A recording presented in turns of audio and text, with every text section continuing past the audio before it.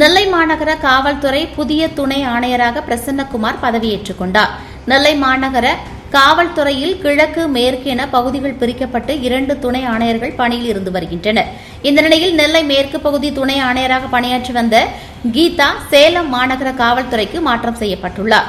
அதனைத் தொடர்ந்து நெல்லை மாவட்டம் நான்குநேரி உட்கோட்ட உதவி காவல் கண்காணிப்பாளராக பணியாற்றி வந்த பிரசன்னகுமார் பதவி உயர் பெற்று நெல்லை மாநகர மேற்கு பகுதி துணை ஆணையராக நியமிக்கப்பட்டார். இதனைத் தொடர்ந்து அவர் நெல்லை மாநகர மேற்கு துணை ஆணையராக பொறுப்பேற்றுக் கொண்டார்.